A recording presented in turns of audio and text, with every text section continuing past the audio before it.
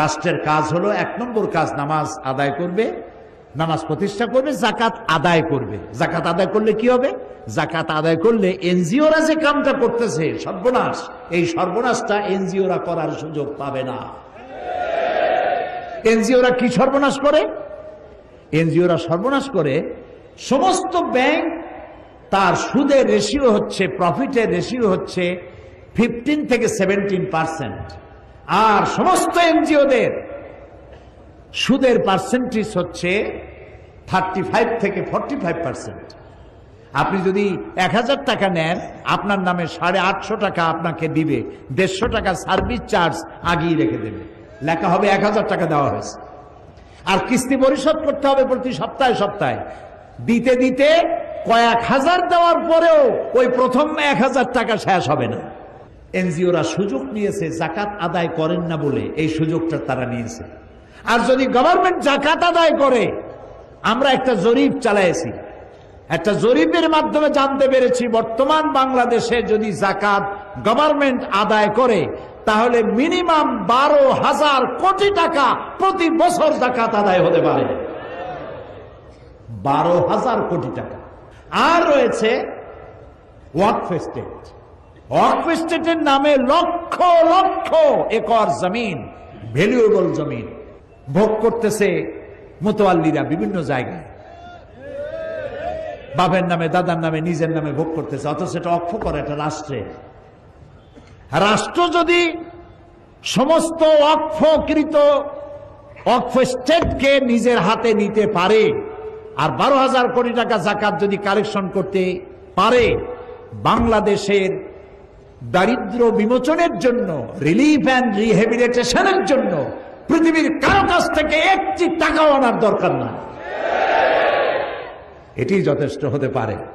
কিন্তু দুর্ভাগ্য আমাদের, আমরা সে ধরনের যারা এই কাজটি করবে তাদেরকে আমরা সুবিধা সুযোগ দিয়ে এই কাজটি করার জন্য সহযোগিতা করতে ব্যর্থ হয়েছি। এরপরে কোরআন বলছে এই কাজটি প্রত্যেক ব্যক্তি।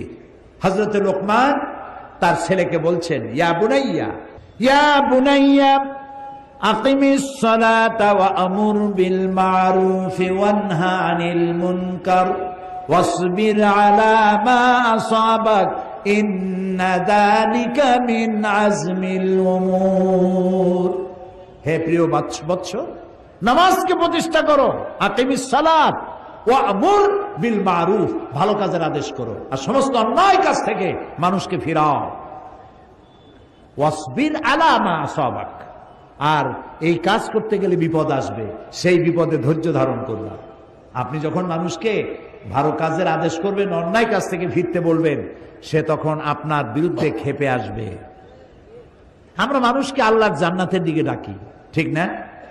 এই যে 3 দিন ডাকলাম, 3 দিন কথা বললাম, আমার বাপের কথা বলছি, ফরিদউদ্দিন চৌধুরী সাহেব তার দাদার কথা বলছে, কোন মৌলানা সাহেব তার গোষ্ঠীর কথা কইছে, কার কথা বলেছি?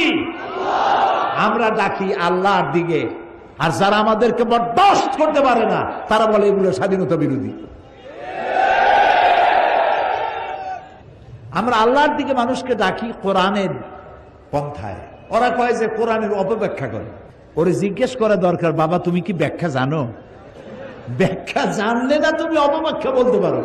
তুমি তো ব্যাখ্যাই জানো না, তুমি তো কোরআন পড়তেও জানো না। তুমি কি সূরা ফাতিহা পড়তে পারো?